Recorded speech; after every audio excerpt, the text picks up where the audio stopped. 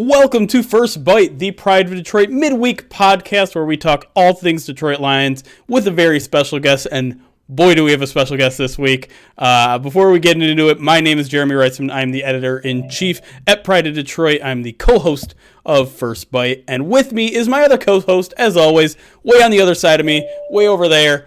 Ryan Matthews is here at Ryan_POD. Ryan, how we doing, buddy? I think I'm running out of steam, but I can't. I got to keep going.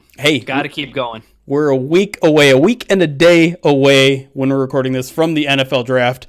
And you absolutely knew we were going to have this guest on us to talk NFL draft, formerly of Pride of Detroit, now with Pro Football Network. He's got a big fancy title that I meant to pull up. He is the NFL Analytics Director and Applications Development for Pro Football Network. Math Bomb, Kent Lee Platte is here. Kent, welcome back, buddy. Hey, man, glad to be back. The only man in the game that has a mustache far, far better than I do.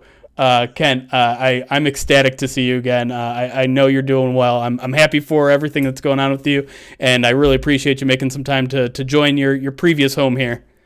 I'm always going to be able to make time for you guys. Appreciate that, bud. So last week we talked to Brett Whitefield formerly of PFF, and we talked offensive prospects. We are bringing you aboard to give us the lowdown on defense. And let's start right there at the top of the draft because the Lions are sitting there at 7, and there's really one or two guys that people are talking about as a potential pick there at 7. Do you think there's a defensive prospect at all in this draft that is worthwhile of that 7 pick if the Lions stay there? I don't have any defensive players in my top 10. It's all offensive guys. It's just the strength of this draft class. But if I did, it wouldn't be a position I think the Lions would take, which is cornerback. Patrick Surtain's my top defensive guy, cornerback out of Alabama, and I don't think that he's a guy that they would target that high. So it's not that there's not talent in the draft. I just don't feel like there's top 10 talent on defense here. Yeah, and the other name that seems to be really popular, Kent, obviously, is Micah Parsons. So where do you have Parsons rated, and do you see him as potentially being a fit for the Lions? Maybe not at 7, but if they do trade back, do you think that Parsons might be a target of theirs? I think he's going to be at least looked at. From a talent standpoint, I have him right about 15, right in the middle of the first round. He's extremely fast. He's an instinctive linebacker, not the best in coverage. I know Lions fans hate to hear that a guy's not good in coverage. But that's not really his strong suit. He's a much better pass rusher than he is dropping back into coverage. But I don't think that he would be the right pick for the Lions at 7, not just from a positional value and a regular value standpoint, because I don't have him rated in the top 10. But those character issues that have been around this whole time, those are going to continue to creep up. They're going to continue to get talked about. And with the stuff that the Lions just went through with Matt Patricia and that big black eye that they took for how they evaluated him and how they vetted him as a person to become a part of the franchise, I don't think that they can afford to make a player with those type of background issues their first pick as part of a rebuild. So I don't think that Parsons is going to be their first pick if they stay at 7. Now, if they trade back into the middle of that first round, the value at least is there. It starts to get a little bit more easier to stomach when you're a little bit closer to where you would value a player to begin with and the position that he's playing. I still think it would be a pretty big risk. And at that point, you're looking at a position where you've got a lot of pass rushers who are going to be on the board who fit that value. And I think that brings much more to the franchise than drafting an off-ball linebacker there. Well, let's get into those guys because I the more I look at some mock drafts and who knows how much of a reflection of reality mock drafts are, but as we get closer, it does feel like the Lions are in a spot where a lot of people project a trade back, whether it's with the Patriots at 15 or a couple spots with the Broncos or the Panthers or whatever it is. Let's say we are talking the middle of the first round. Who are some of those pass rushers or other defenders that might be in play there for the Lions should they trade back in the first round?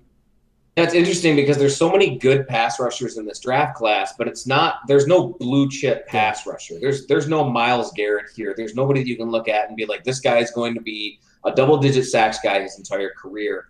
That guy doesn't exist in this draft. The one guy that you would have that on tape has the athletic profile for it is Jalen Phillips out of Miami. And Jalen Phillips comes with very significant medical red flags. He almost had to retire due to concussions in college. So even though he's probably the most talented pass rusher in the class, I'm not even sure he goes in the first round with the amount of risk that's going to be involved. But you start looking at a guy like Joseph Osai out of Texas, very explosive pass rusher, has got a pretty diverse set of moves, a guy that you can move around your formation, do some things with. I think the Lions could get creative with him. Kwity Paye out of Michigan, I'm sure a lot of Lions fans are familiar with him.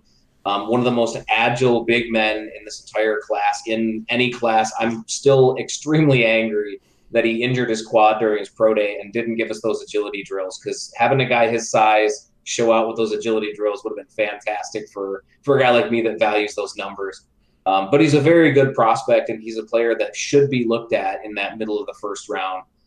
You've also got some riskier picks. Joe Tryon is one of the most explosive players in this draft. That's pretty much the only thing he is. He's not a very diverse pass rusher. He's not very bendy. There's a lot of wrinkles to his game that need to be ironed out. But he's extremely explosive, very high upside there the Lions could look to. Or Jason Owa, who ran a 4.36 as a defensive end, which is bonkers. Yeah. And even though everyone who has seen him was predicting that he was going to run a sub 4.4, the fact that he still managed to do it is just nuts. But athletic traits aside, he had 0 sacks last year in college. That's not something you want from a first-round pass rusher, not somebody that you want to build your franchise around. So a lot of these guys come with some kind of significant risk, and that's a concern. But the Lions need a lot of things, and defense, pick a spot on defense, and they need it. So I wouldn't be opposed to taking a pass rusher there, or a linebacker, even a corner if Horn fell. I don't think Surtain will, but if Horn fell, I might even consider a cornerback there. I don't think the Lions go with safety, but that's when their second round pick starts to come in. But every other position on defense is up for grabs there.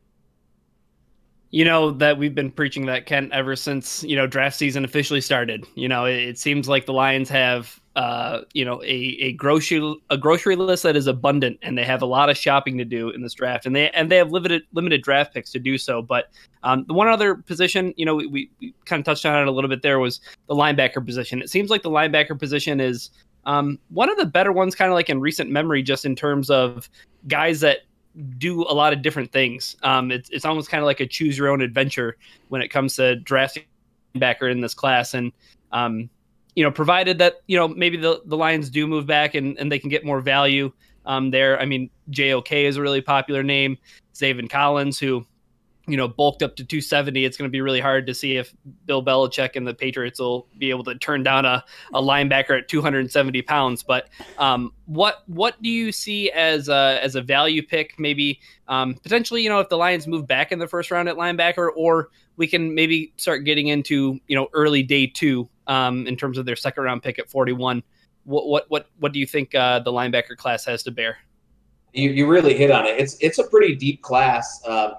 Right after that first tier, when you have your Micah Parsons, your Zaven Collins, your JOK, you start getting into that second tier, and it's a thick second tier of guys. Some of those guys might even be better than some of the guys that are in the first tier, and could definitely at least contend for a first round selection. With Baron Browning was a guy that you should consider at that beginning of the second round, late end of the first round. And Jamin Davis out of Kentucky, who I feel is almost a lock for the first round at this point. Both of those are extremely talented, superb athletes, and they have some good positive traits on tape as well, both against the run and against the pass. So there's a lot of really good options. You mentioned JOK, Jeremiah Owusu-Koramoah out of Notre Dame. A lot of Lions fans really liked Isaiah Simmons last year, and JOK gets compared to him for similar reasons. A linebacker without a real position. I don't think the Lions are going to value JOK as much because they have so many needs. And a player like JOK, any utility player that can play multiple positions, you've got to have a little bit of a stronger roster there to be able to fill in those spots whenever they move around, to take advantage of their skill sets. Otherwise, you're just creating other holes on the field whenever you try to move your guy around. So I don't know that the Lions are going to value JOK as much at this stage of their rebuild, because they're just getting started. But the other guys, there's like I said, there's a lot of linebackers in this class. Garrett Wallow out of Texas Christian's another guy that could sneak into day 2 if they don't get a first or second round guy. Buddy Johnson out of Texas A&M is a possible day 3 pick that the Lions could pick up that could come in and at least play as a rookie, get some playing time, and eventually try to work into a starting role in other years. Nick Niemann out of Iowa is another name that came up that they could try to do that with. And a very popular one is Derek Barnes, who could also sneak into the 3rd round. A very athletic linebacker, a lot of really positive traits, a lot of negative tape in there as well. He's got a lot of stuff that he needs to clean up.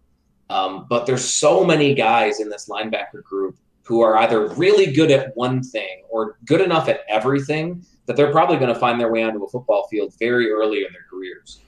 It's kind of amazing how many choices there are in the draft at linebacker once you realize you don't have to draft someone who's 250 pounds. It's such a relief, man. I don't know if I posted that when that first happened, but like being able to scout these guys and actually think about what the Lions would do with them is such a relief because I don't have to sit here and just be like, oh, nope, not on their board. Nope, not on their board. Not going to do it. They're not going to even look at them. You know, there's only like 3 guys that the Lions would have looked at under Matt Patricia. They would have loved Zaven Collins. He could have written that in Sharpie. He's a little too fast to play in a Matt Patricia defense. That's what makes him such a freak, though, right? Like 270, and he's running what, a 4.6? Like that's insane. Yeah, and like I'm pretty sure at some point he played at 270 when he was in college. He was huge in college, and those athletic traits do pop, man. They pop on tape. He's got a lot of athleticism at that size. I think he lost it just so he could show out at his pro day and show off a little bit, and then gained it right back. That's me theorizing. I'm not basing that on anything other than my own opinion. Yeah, it's interesting because I specifically point to a Chris Spielman quote from he had a podcast with Tori Petrie, and she asked him, "What's one thing that you can say to fans to get them more excited?" And he said, "This defense is going to be different personnel wise. It's going to be based on speed." And this class has a lot of speedy linebackers. I want to talk about 2 more before we move to another position. And I've heard a lot of people talk about these 2 guys, and you either love them or hate them. Chaz Surratt and Monty Rice. What are your thoughts on those guys? Yeah, Monty Rice is your typical Georgia linebacker. He's going to get drafted because he's a Georgia linebacker. He's got some decent speed. He underwhelmed quite a bit at his pro day. A lot of people were expecting him to just put on this big show. He was getting compared, at least athletically, to Baron Browning, who did show out in his pro day, one of the best performances by a linebacker ever. But Monty Rice kind of underwhelmed. He didn't really have that good of a pro day. I'm sure that's going to push him down a little bit, probably out of day 2, might be early day 3. But he's a good player. I mean, he's not going to blow you out of the water and really wow you with everything. Reminds me a little bit of James Laurinaitis played for the Rams back in the day, where he's good enough at everything, where he's going to get on the football field and he's going to play, but he's not good at enough at anything where he's going to make a bunch of Pro Bowls and be the top tier guy that's going to blow you away. That's always been my impression of Monty Rice. Chaz Surratt's an interesting case because he was expected to test poorly at his pro day, and he didn't. He tested pretty well at his pro day. That wowed a lot of people. They weren't expecting that. He was expected to test a little bit worse. But you're also talking about a guy that's coming in as a 24-year-old rookie. And some teams are just going to look at that and be like, well, he's pretty maxed out. We're not sure we're going to get a whole lot else out of him. He's a good player on tape. He's probably a day 2 guy on tape. I would expect him to go in that late day 2. I feel like he's a good enough player to get on a football field and put in some good work. I don't know where to value him. It's a little tough to try to figure out where he goes.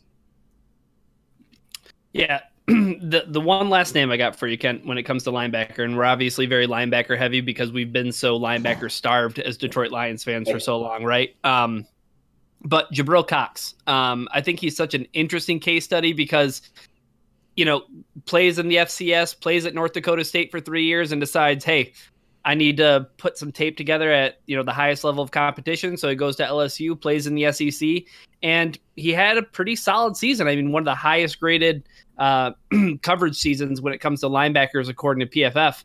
So what are your thoughts on Jabril Cox?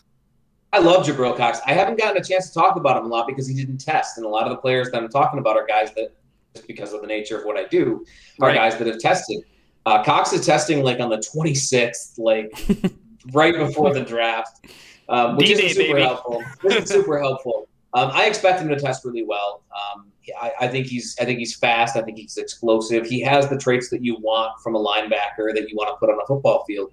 I think he's firmly entrenched in that early day 2.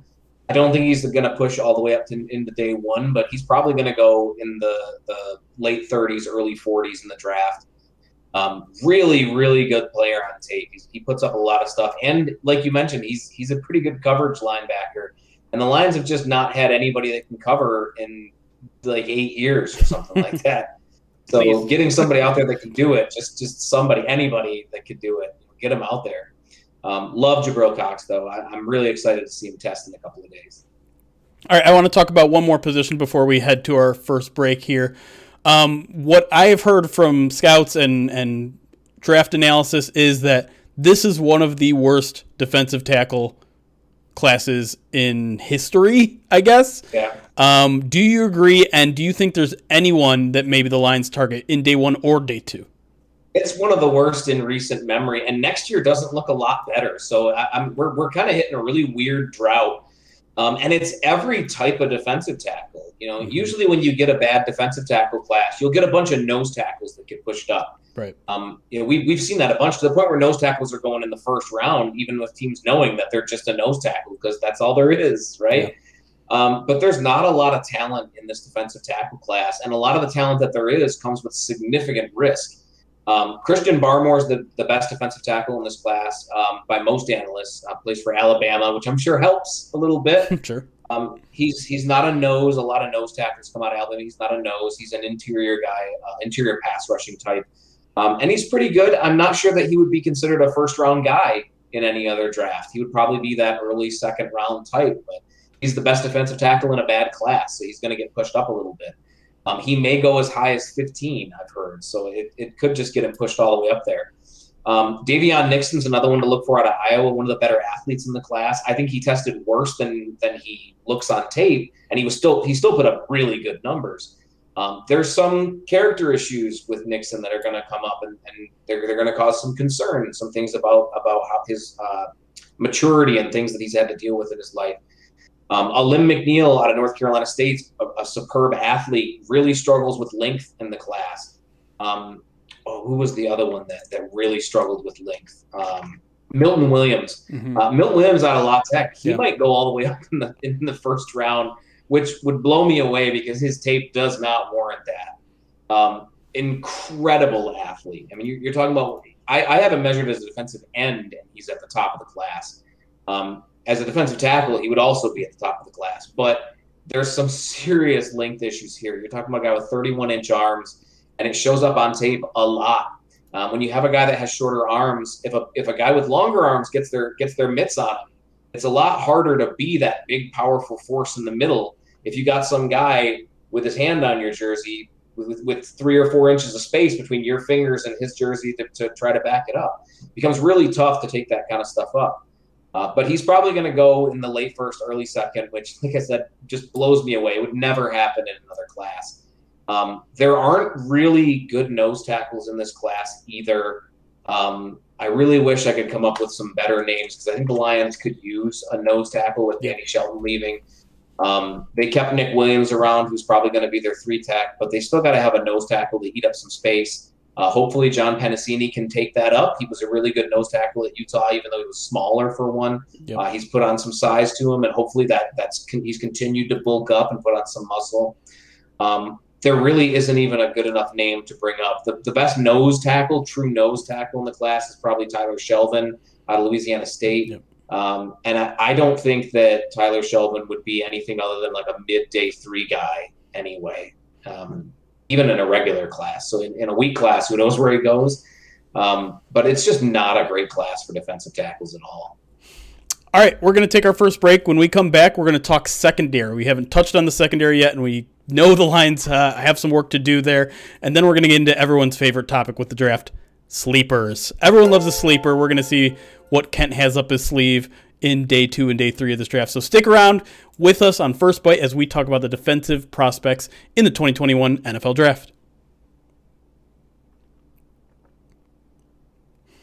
All right, we're on break time. A million questions about your mustache. So I'm gonna take the one from someone else who has a fantastic mustache here on Twitch. Our good friend Conan Eyes. He asks, "What kind of wax do you use?" It's Viking something or other. It's not waxed right now. I'm trying to clean it up a little bit. Sometimes it gets a little dry, so I'm trying to fix that up and not wax it for a little bit. But I do put some wax on there to keep those edges nice and tight and looking pretty. The women folks like it.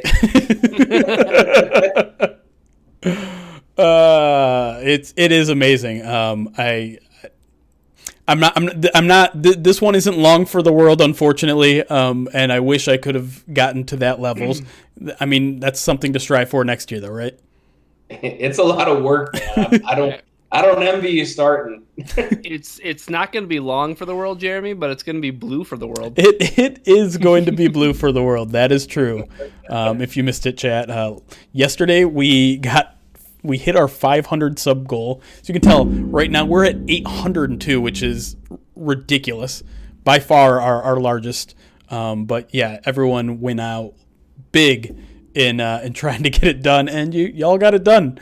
So yeah, we're going blue for the draft, and as a reminder, we will be live streaming the draft for at least round 1 and day 2.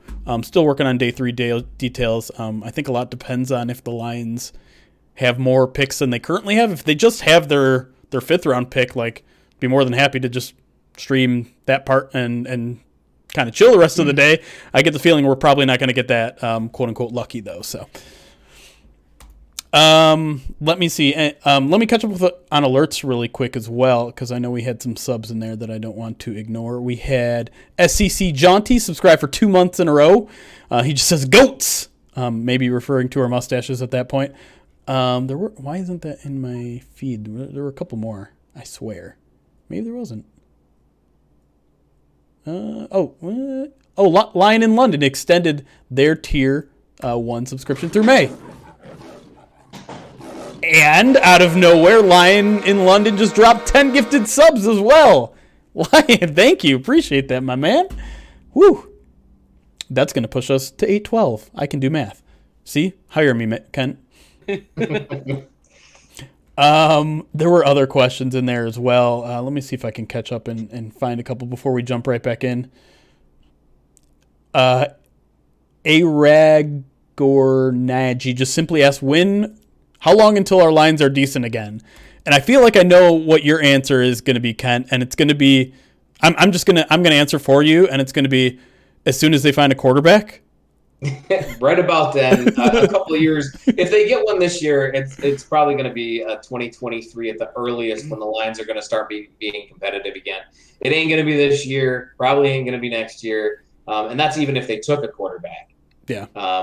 So it's going to be a little bit. There's a lot of talent needs to get filled back in here. Well, we have you for defense, Kent, so we might as well, like, during the break, 45 seconds to a minute. Let's just cram offense real quick. Like, quarterback that you would be most hyped for at 7 for the Lions, and why don't you like Jared Goff? Yeah, I would be excited for any of the top 4 quarterbacks. So obviously Lawrence isn't going to fall. We're pretty sure that Zach Wilson is going at 2. If Trey Lance or Justin Fields fell to 7 and the Lions took them, or even if the Lions traded up for one of those guys, I would be totally ecstatic for it. Both those guys have big arms. They're athletic. They can move. They're very solid passers at every level. Great for a franchise to build around, and they have the luxury of not having to throw these guys right to the wolves immediately. Do you have a preference? To develop them a little bit. Fields is my number 2 player in the draft, so it would be Fields. I have Lawrence, Fields, and then Sewell are my top 3. So it would be Fields for me. Why don't I like Goff? Goff doesn't have anything to build around. He's not a big armed guy. He's not an athletic guy. He's not good inside the pocket. He's not good outside of the pocket. He's not very good at reading defenses. There really isn't anything to hang your hat on to say this is a guy that you can build around. For me, he's a guy that will come in if your team is already built and keep it afloat. And I say that even though he just proved he couldn't be that guy in LA to the point where they traded him away. I still think that's his ceiling is a guy that can float a good team. This is not a good team. Yeah. This is a bad team that has to rebuild. You need somebody that's going to be able to step in and really bring some fire to the team and throw at every level. And he just ain't that for me. Fair enough. I did in fact miss another subscription, and it was our good friend Cordier, who's subscribed now for 18 months. My goodness, he says a year and a half already. Wow. It does not feel like we've been doing this for a year and a half, and I think we're in year 3 of Twitch streaming, so kind of insane. And there he is in the chat. He says, my dream is Field or Lance falling to 7, and then the Lions being able to use all of that draft capital in building the team instead of trading up in 2022 or 2023. 22 draft class at quarterback does not look great either. That's the but other. It's early. It's early. It's early. Class ain't good. It's early. It's early. Yeah. Well, we knew this one was going to be good, and it turned out good. So. True. But then we had a couple people that we didn't expect. Ooh, Lions! Wow, with the subscription for 19 months. My goodness, we got some old folks here. In a good way, though. And then means D81. Thank you for following. Make sure you hit that alert button so that every time we go live, you get a notification. If you got the Twitch app or the YouTube app, same for you folks over on YouTube. Make sure you're subscribed so you get them notifications, because sometimes we'll just pop up on Twitch and YouTube unannounced. Ooh, okay, this is a good one. We'll stick with defense here, and it'll lead us nicely back into the recorded portion of this podcast. Your local Gulag asks, what is your honest opinion of Jeff Okudah? I still like Jeff Okudah. I think he got put in a really bad situation. And we said this when he got drafted. He was coming to a team that didn't have a pass rush. Yep. And was notorious for not having the best ability to cover at any level of the field. And he got thrown right into the fire. I think Okudah is a very high upside player. He's extremely smart. His preparation is insane. Yep. We just need to see him get some kind of supporting cast, and I think you're going to see a big step forward with him. I'm very much a fan in what he can do and what he showed that he could do in college. I think that we're going to see that as long as the guys that we got are who we think they are. The Lions picked up a really good defensive coordinator, or at least a guy who we believe will be a really good defensive coordinator who understands how the defensive secondary works. I'm really excited to see him develop in this year. Love that answer. And I think, I don't know, it's obviously hard to judge Jeff Okudah in a year in which, 1, he was injured, 2, he had what appears to be poor coaching, 3, had no supporting cast, and 4, had no defensive back seemed to succeed in that scheme. Justin Coleman was a guy who they signed to a $10 million deal because he was playing well. He was a great guy. Many viewed him as the best nickel defender in the league, and we saw it for like 3 games and then never again. What does that tell you? That's when the coaching kicked in. It took that long for him to brush off all the good stuff that he learned. Yeah. All right. I think with that, we're going to jump right back into the back half of this podcast. Y'all ready? Oh, yeah. For this? Yeah. Thank you.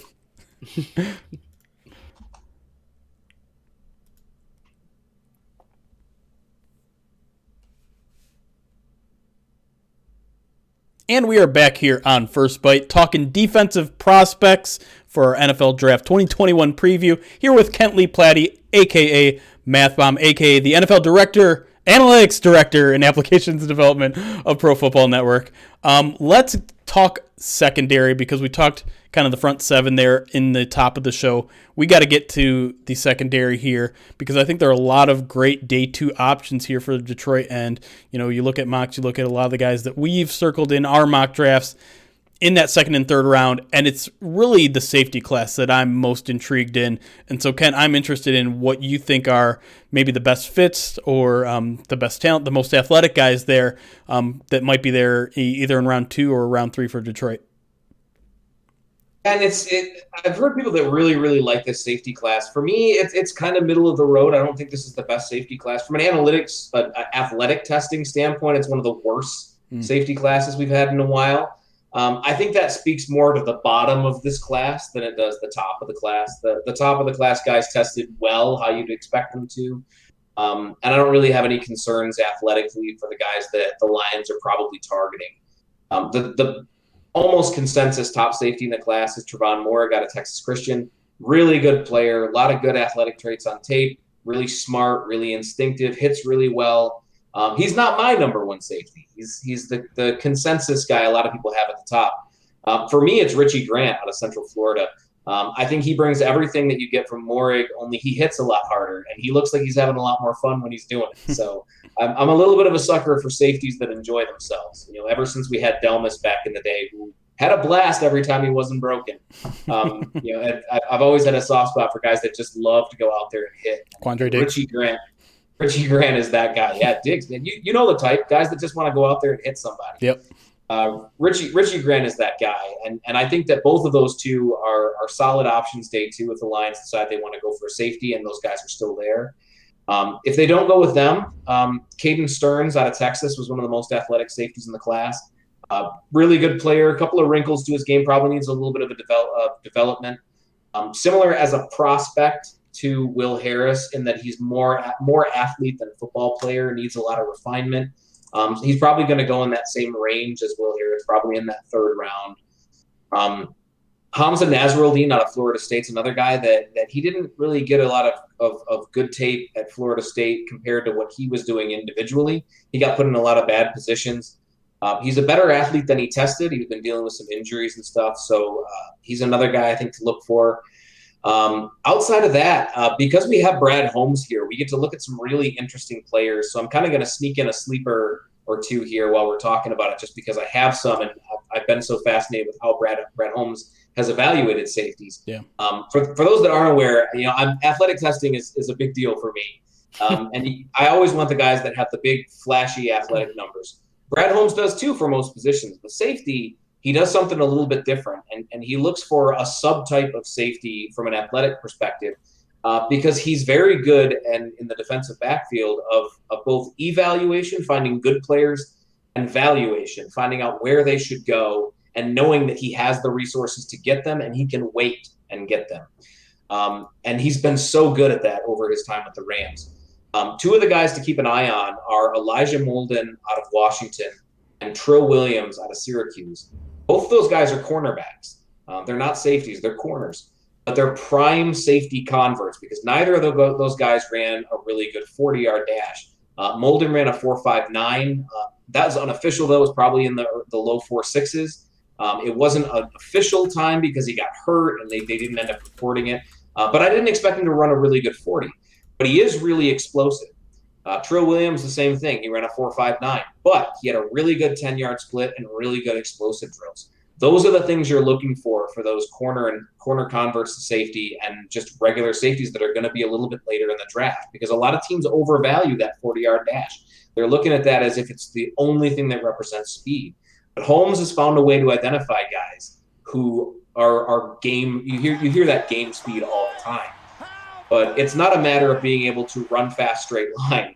It's being able to get from point A to point B. And identifying players who can break down a play quickly and then be moving before other guys are able to start moving or at a different point, it gets you in position better, faster.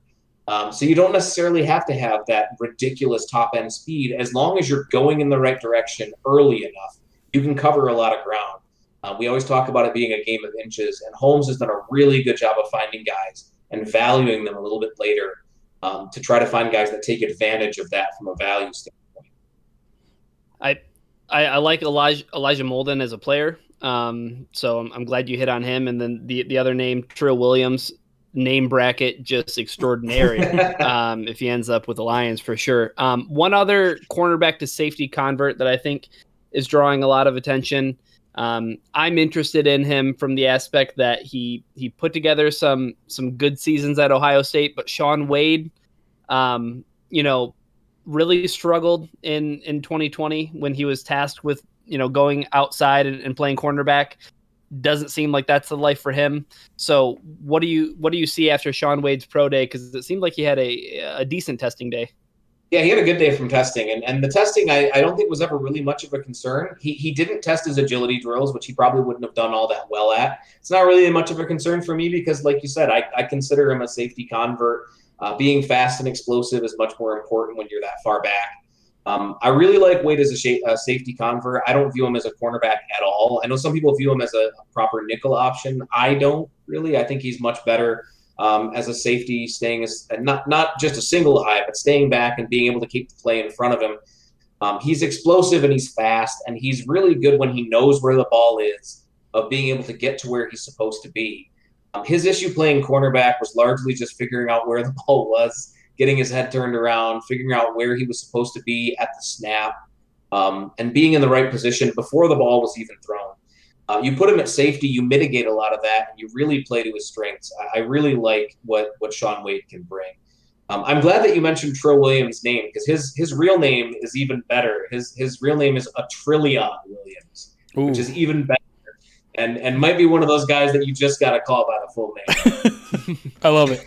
I want to go back towards the top of the safety class and talk about two guys that I've seen them both draw comparisons to John Johnson, which obviously a guy that's had a lot of success in LA, and that's Jamar Johnson and Javon Holland.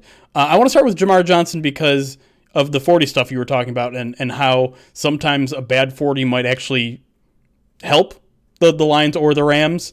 And Jamar Johnson, 4.6-ish, 4.58.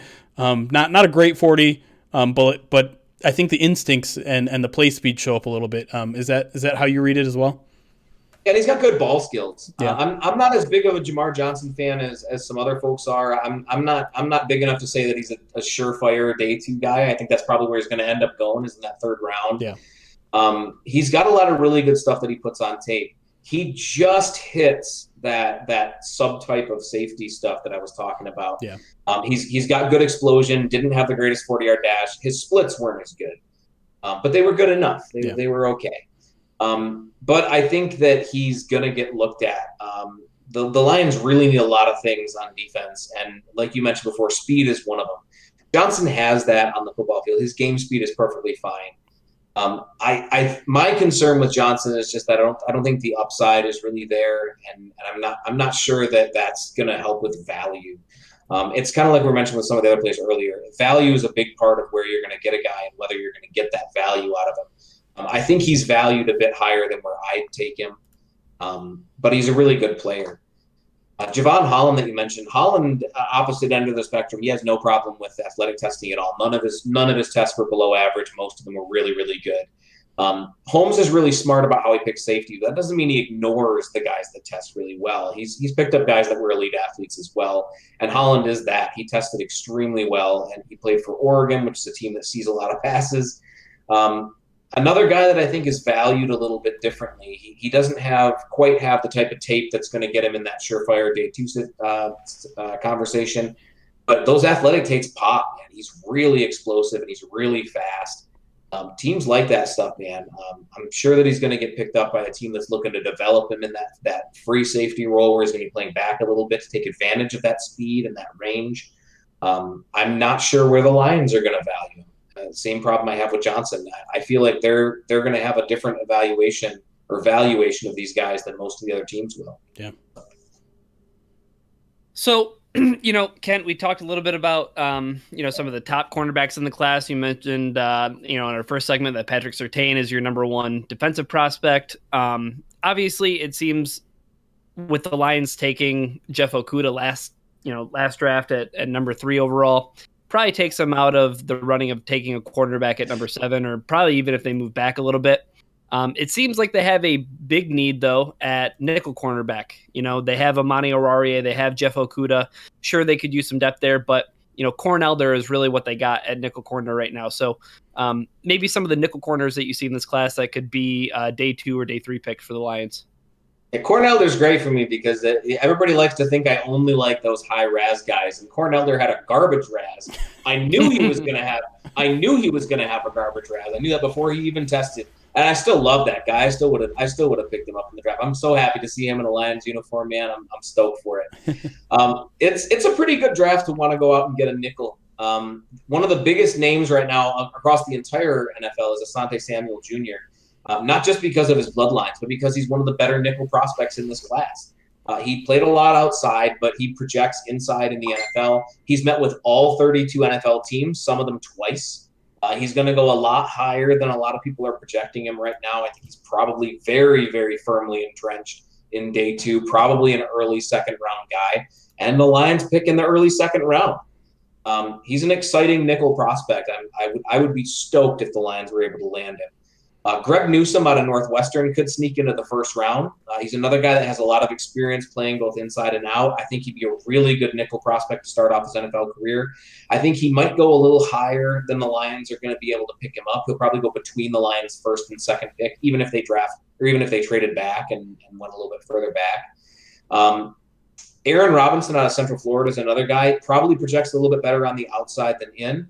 But he's a very good player, and I think the Lions would end up with him on day 2. They could have that 1, 2, 3 cornerback group of Okudah, Oruwariye, and Robinson and be totally set. And just because people want to hear it, we'll talk about Ambry Thomas a little bit. Ambry Thomas out of Michigan. Everybody loves their Michigan prospects, want to see some of those guys come home. We haven't really gotten a lot of them. He's got prototypical cornerback size. He can also play inside and out, I think. If he gets drafted by the Lions, I think he would project inside to nickel. I think that's where they would use him. Lots of speed there, and the Lions, as we've said a couple of times now, they need speed, and he's a guy that brings some of that here. The last guy I wanted to mention is Benjamin St-Juste. Not your typical type of inside nickel guy. He's 6'3", 202. Generally, that's an outside guy, and that's all there is to it. But he's insanely quick. He's got really, really quick feet. Would be a very interesting guy to see the Lions try to move inside, and didn't run the best 40, but had really good splits. So it's a guy that I think that Holmes would have his eye on, because he's a guy that might fall on some teams' boards, but he's been really smart about how to value those guys. So he's an interesting name to keep an eye on. Love it. All right, let's close things up here with everyone's favorite sleepers. If you don't know Kent, by the way, he's a Detroit Lions fan, so he's got his pulse on the team. So with the Lions in mind, who do you think is a guy that the Lions might really like in day 3 of this draft that you would love to see wearing that Honolulu blue? Well, I already named a couple of them, and I kind of burned out my favorite ones there just because I love talking about Brad Holmes and that. So one of the best ones, just for pride of Detroit, is a cornerback out of Nebraska. Not because he's good, and he's a good day 3 prospect, but his name is DiCaprio Bootle, which would just sweep the name bracket. It would have no competition. You can't touch that. DiCaprio Bootle is too tough, man. Love it. Jason Pinnock out of Pittsburgh is another cornerback prospect that I think that the Lions could keep an eye on. He played for Pitt. Pitt had a really weird pro day situation with how they were doing some of their time drills. They had some turf issues. He still tested out as a fantastic athlete, even despite that, which I think it shows the type of athletic ability that he has, that he can overcome something like crappy turf conditions and run really well. There isn't anybody in the defensive tackle class, even as a sleeper, that I could find that I was really excited with. From the edge class, Cam Sample out of Tulane is a guy that I really liked. He's not an elite athlete. He's not your top tier athletic talent. So some people might be surprised that I'm the one sitting here saying, look at him. He's not super fast, not super quick, but he's a very explosive player off the line. He's a bit of a tweener. He's about 267, 270 pounds. He probably plays between 270, 275. So he's a bigger dude. I think the Lions could find some good use for him on the edge and really complement the guys that they already have in that pass rushing room. And then Hamilcar Rashed, another edge guy out of Oregon State, has a lot of promising athletic traits, very explosive, good speed. One of those straight line type of athletes. He's not going to wow you with his speed on the edge, because he'll run himself right out of the play. He's just not bendy enough to really get a lot out of that. But I think if a team is creative enough, they can take advantage of his explosiveness and his speed and really use him to kind of attack the quarterback from a bunch of different angles, to move him around the line and have him stand up at times, switch sides, jump all over the place, and try to find those holes that he can just burst through. Similar to how the Lions used Jarrad Davis back when it was actually working. I think Rashed would be a really interesting guy to see them try to deploy that way. I think that's it. I don't have any safeties. We already talked about the safeties and the corners that I liked. Hey, that's plenty information. I think that fans are going to use. I hope everyone was taking notes because there will be a test next Thursday. Before we go, Kent, we got to catch up with you on the personal side. We've missed you over the past, I don't know how long it's been, 6 months or so. Feels a lot longer than that. But what's up with things at Pro Football Network? What are you doing over there? What do you like about there? What can we get excited about? Yeah, I've been working over there, the analytics stuff and the applications development. There's a lot of stuff that I can't really talk about because it's still being worked on. We're still developing it, trying to build up some stuff. Most of you guys are at least familiar with the Pro Football Network mock draft simulator. I didn't build that. Not taking credit for building it. I do maintain it though, and I'm going to be the one that's going to be in charge of updating it, finding different ways to use it, different ways to help with the user experience. Updating the trade logic. I'm not the guy that comes up with the rankings. I'm just the guy that pushes the buttons and makes some switches, changes to actually update the rankings. We have a team that actually does the updates themselves, but doing a lot of that there. I'm very excited for some of the stuff we have coming down the pipe that should be here deep into the offseason before the regular season starts. Can't talk about it quite a bit yet, but several of those things they just don't exist in the market. So there isn't even really something I can compare it to and say, oh yeah, if you like this, you're going to like this other thing that we're working on, because it doesn't exist yet. We're still working on putting it out. On the other side of things, my relative athletic score stuff has been going pretty strong this year despite all the craziness. I actually got a different domain because relativeathleticscores.com is really long, so I bought ras.football, so you can go to ras.football. It's a lot easier to remember. Nice. And you can check out, we're up to 21,000 players, most of which have scores since 1987. So 35 years of data, tens of thousands of players you can go look up. You can go switch positions now. So if you want to go out and see what Taylor Decker would look like as a tight end, have at it. You want to throw Jared Goff in the backfield and have him be a running back, you can go see if that would look like athletically. You can do all that stuff now. In the next couple of months, I wanted to get it before the draft, but I just won't have enough time. You're going to be able to pull up multiple players and compare them side by side. Nice. You can do counts now. You can go look up counts to see how good each individual test would be compared against whatever position group, whatever year. I'm going to keep adding stuff, man, because I've had so much support from the NFL draft community, from Lions fans, and that's expanded. It's not just Lions fans. I've got Bills fans, Packers, Colts, Bengals. A lot of other fan bases have really taken to it, and they've really helped me expand the site and give me a lot of insights. So go check it out, find stuff and tell me it's broken. I'm the only one running it. So if something's broken, just tell me, and it gives me something to go try to fix. I love fixing stuff. Yeah, Packers fans definitely love you because Raz is essentially what it seems like the Packers use. Yeah, whatever they're using, it's very similar. It's one of the only teams where, like, if you were to tell me today that you had proof that they've been using Raz for years and that's their only athletic test, I would believe you. And like, I have no reason to believe you because I run it. I would know, right? But I have no reason to not believe it because they're so closely aligned with how those tests work. Kent, you deserve all of the continued success that you're having. The one question that I have for you is, how completely maddening was it this draft season with pro days versus no combine? It was a nightmare. So, the combine, it's a week, and I take the week off just so I can enjoy it and really take it in. I watch the combine every day of the combine. I watch twice so I can get all my testing data and then just enjoy watching the drills and watching these guys run. And Josh Allen and his weird, goofy run. If you ever get a chance to go watch his 40 again, that guy runs so weird. But it's a lot of fun for me to do that kind of stuff. We didn't have that, and with it being spread out so much, it's been such a roller coaster with, this guy is a surefire first rounder. There's no reason this guy's never going to fall out of the first round. You get that at the combine for like a week. But because of the pro day period, we're getting like 3 or 4 guys every week for a month and a half. And it's just crazy watching that. I mean, we start the draft season with about 70 guys that are going in the first round, right? And there's only 32 picks, but there's 70 guys that are going in the first round. the combine clears that up, and we end up with about 40, right? With the way this pro day period has had, we've got more guys. It's like 90 now. There's like 90 first rounders. And whoever isn't there is going in the second. It's been a bonkers offseason, man. His name is Kent Lee Platte. You can find him at MathBomb on Twitter. You can find him at Pro Football Network, profootballnetwork.com, or ras.football. I didn't even know that. So go find him, go follow him, go do all that stuff. As Ryan said, he deserves all the success that he's gotten and more, and we appreciate him making some time for us tonight to talk NFL Draft. Kent, you're a legend. Please come back again soon. Absolutely, man. Looking forward to it.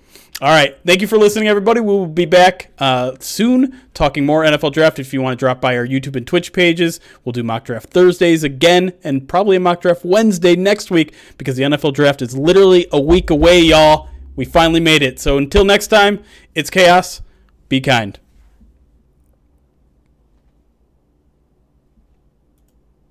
Okay. We are still live, Kent. I don't know if you remember how this works. We like to hang around a little bit for the afterglow. You don't have to though. You've served your purpose and more. But if you want to stick around, that's great. If you don't, no pressure. Of course. No, I got nothing else going on, man. I'm trying to take it easy as much as I can between now and next week because I ain't gonna get any off time next week. Yeah. I want to ask a question. Can I ask a question? You may. All right. So, spoiler alert, I have an article that will be coming out on Pride of Detroit soon about why the Lions should draft Rashawn Slater. So give me your thoughts on Slater, Kent, in terms of tackle, guard, where he fits in the hierarchy. I know this is a really deep offensive tackle draft class. What are your thoughts on Slater in terms of him as an athlete, him as a prospect? What do you got? He's a fantastic prospect, extremely good athlete. The guard stuff is mostly due to arm length, and it's not just, his arms didn't test all that well. It shows up a little bit on tape. Sometimes there's some issues with length. You're seeing him kind of pick up a little bit on value just because he's going to play right tackle from day one and be fine there. Sewell is a left tackle, and it's weird to look at that as a negative right now because it's just never been a negative, right? But Sewell would start here day one at right tackle, and he would start at left tackle by the end of the season. And I say that knowing that Taylor Decker is really good. Right. Sewell's just that good of a prospect, and he's much more comfortable on the left side. Whereas Slater's going to start at right tackle from day one, and he'll stay at right tackle for as long as you need him there. He'll possibly move inside to guard if he doesn't work out at tackle. I have no concerns about him at tackle. He's such a good athlete, such a smooth mover. He's got a really good attitude about how he wants to block and how he likes to take on guys. He if it wasn't for Sewell, there would be way more talk about Slater in that top five. He would probably be a top five lock in this class if it wasn't for Penei Sewell.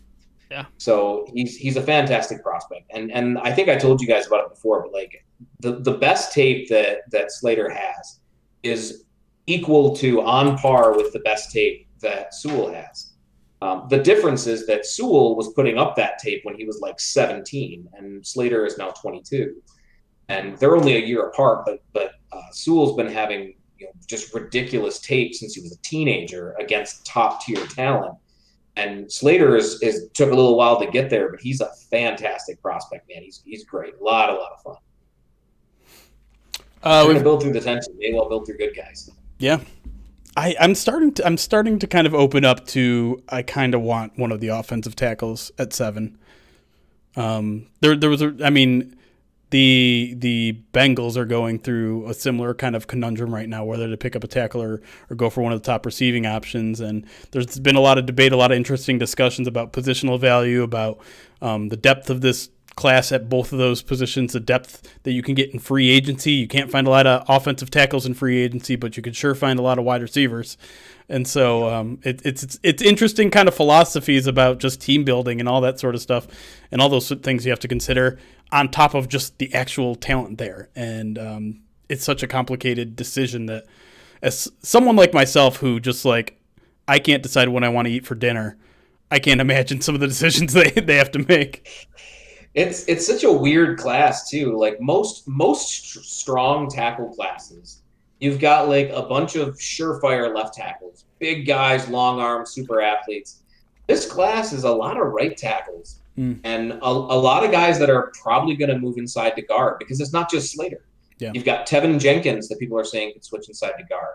You've got Elijah Vera Tucker, who's almost certainly going to start day one at guard. I think he should be a tackle first, but he's probably going to swing inside to guard. Jalen Mayfield is probably going to swing inside to guard from day one. James Hudson's probably going to swing inside to guard. All these really good tackle prospects have that versatility of being able to move inside.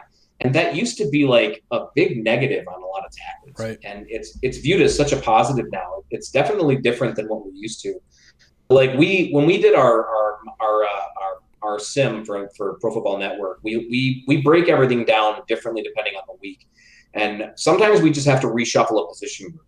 And we took a whole day, about 2 hours. And I think there was 7 of us, 3 former offensive linemen were in this meeting. And we just went through the top 10 tackles. And it took us 2 hours to go through all those guys and really figure out where we value them, where we want to put them, which order they're going to go in, where those guys are going to go.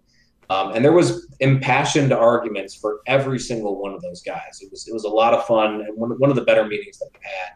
But it really speaks to how strong this class is, that even though there's no surefire, this is the best guy and I want to have him.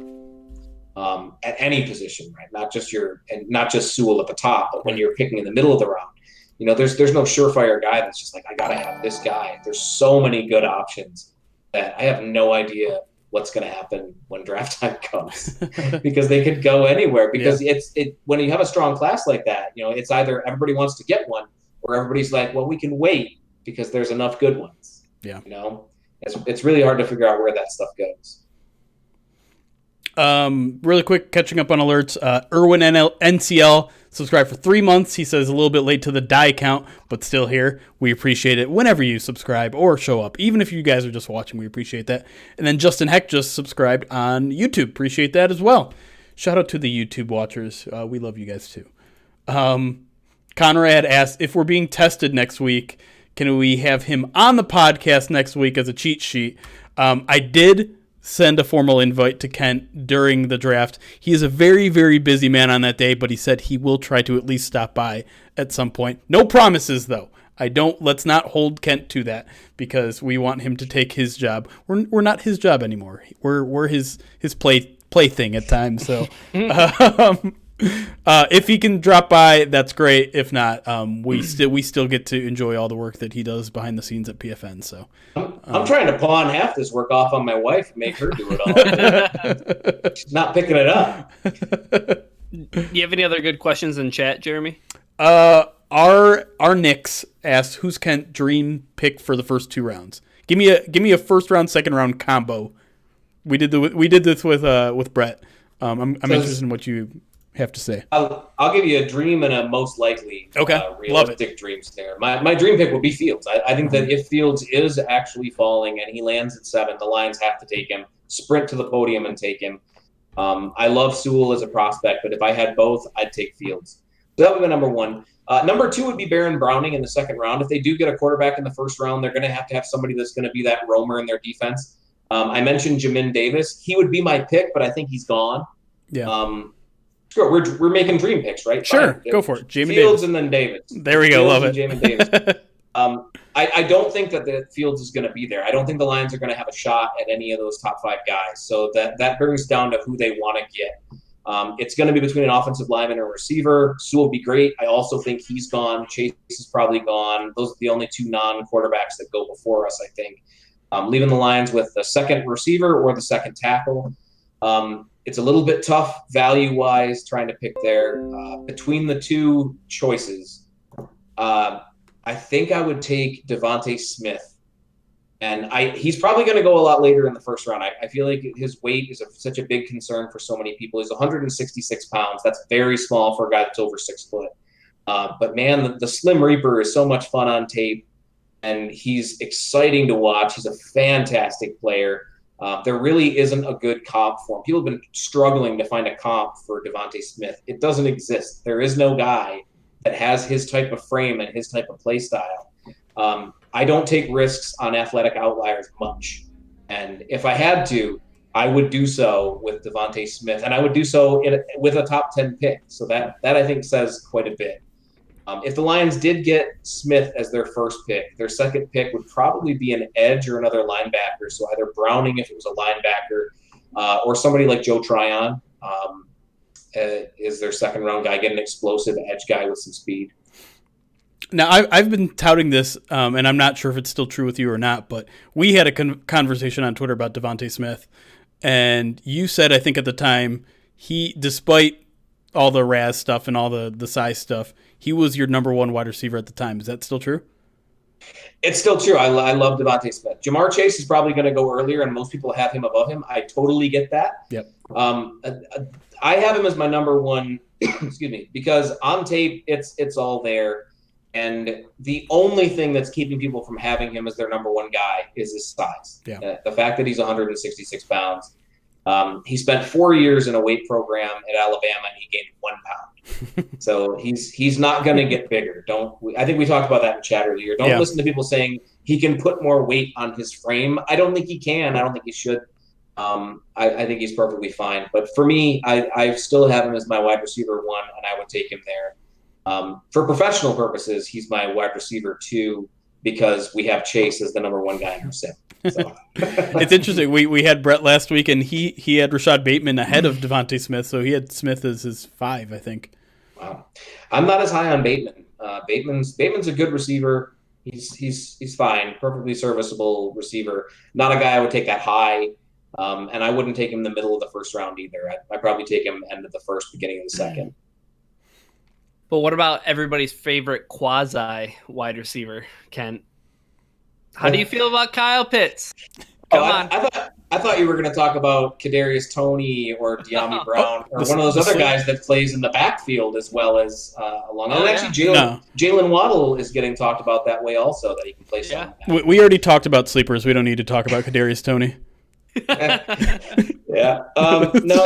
Kyle Pitts is fantastic. He's a great prospect. I wouldn't take him for the Lions. We're rebuilding. You don't start from that position. And as much as I like Kyle Pitts and I evaluate him very highly, all of these things we're saying about Kyle Pitts, we've said about other tight ends.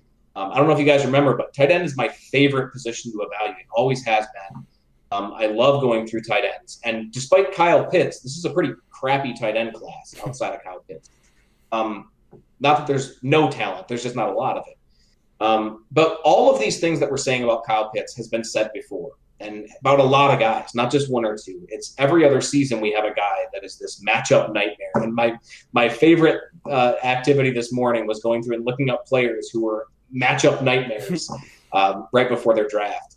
If you know how to use Twitter's search function to look at dates, go back a couple of years and just search for that term and whoever the top tight end was, and you're going to have like 300 different posts about him being a matchup nightmare. But there's just so much of that around. And with the Lions having so many different things that they need, I don't feel like taking another risk on a guy who's supposed to be this unicorn is the way to go about it. You can only try to find an exception so many times before you just start looking for guys that you know will do the thing that they need to do and not everything else.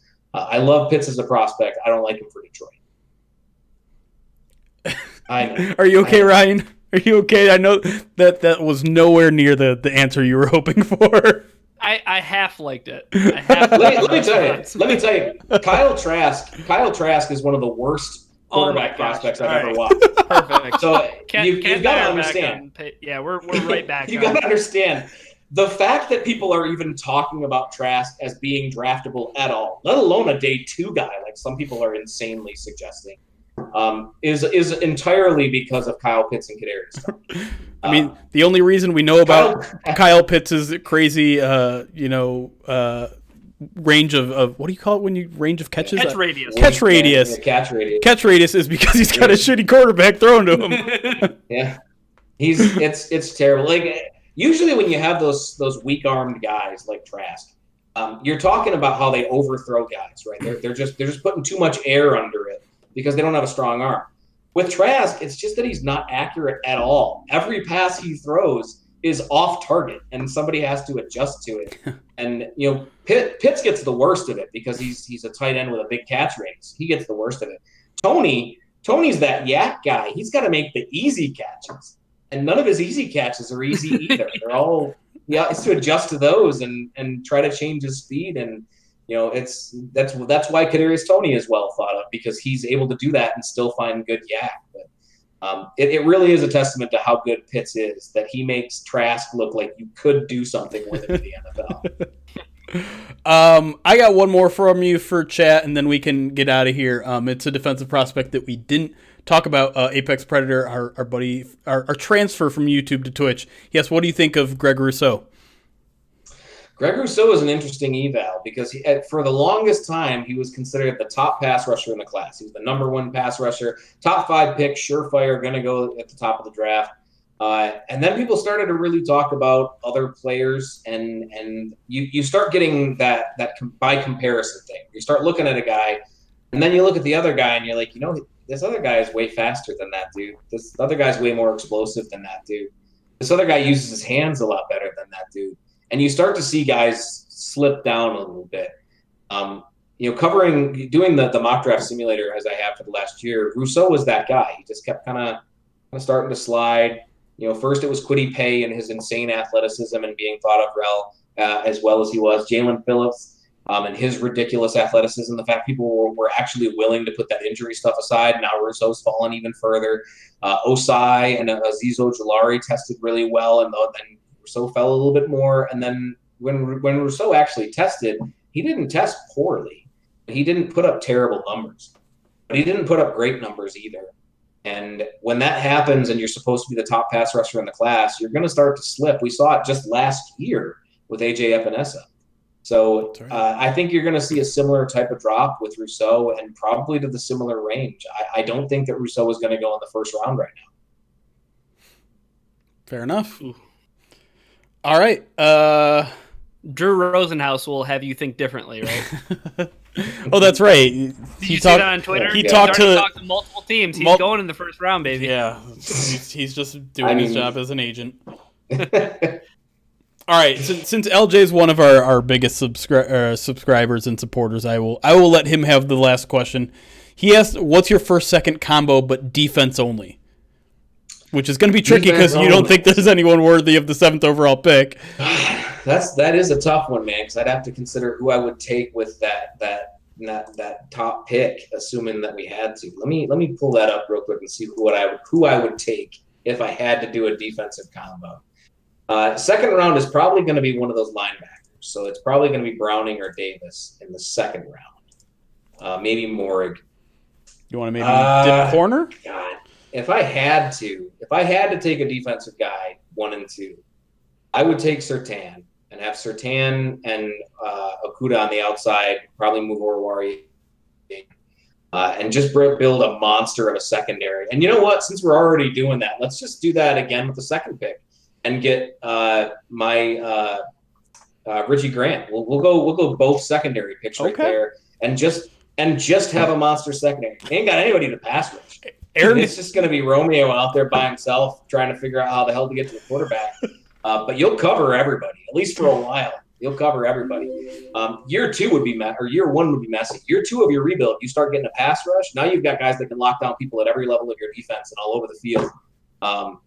One of the things that the Lions lack, I'm getting on my pulpit for a second. One of the things the Lions have lacked for a long time, since 2014, is an identity on defense. We had an identity for 1 year and then nothing. Yeah. And it's not just getting a fancy nickname. It's having a defense that has a consistent trend in how they shut down their opponents. And part of it is that the Lions haven't shut anybody down. Right. But they have an identity. It's just not a good one. Yeah. Big and slow. That's a garbage identity. But I think if the Lions do build entirely from the defense, the idea is going to be to build an identity on defense. And if your identity is going to be just getting the best secondary you can possibly get out there, getting your no-fly zone for all you MSU guys, getting that on your defense, that's an identity. That's something you can build from, because then you can start building pieces that support that, guys that complement that type of approach. So if I had to 1-2, I'm going secondary for both of them, and we'll figure out that pass rush and the linebacker stuff later. The safeties can help cover in the middle, I guess. That's so serendipitous that you mentioned the idea about not having an identity on defense, because I think Brad Holmes is inheriting a team that doesn't have any identity. I mean, they traded away their identity when they traded Matthew Stafford, right? So I mean, it's truly a rebuild, regardless of how he wants to phrase it. I keep mentioning this because I sound really negative when I'm talking about the team because they're going to be bad. Like, they're going to be bad, and that it's hard to talk positive about that. But it's going to be tough as a fan to watch a rebuild again and realize just how bad that they're going to be, and try to find positivity in that, because there's not going to be a lot. But if the Lions do start to put together an identity on either side of the ball, that's a positive, even if they're losing games.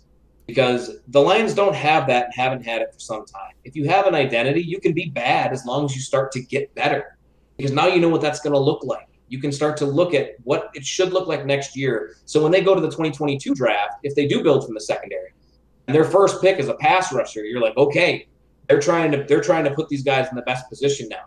If it's not a pass rusher and it's a cover linebacker, okay, they're doubling down on that coverage, and they're just going to try to build as much as they can from the back end.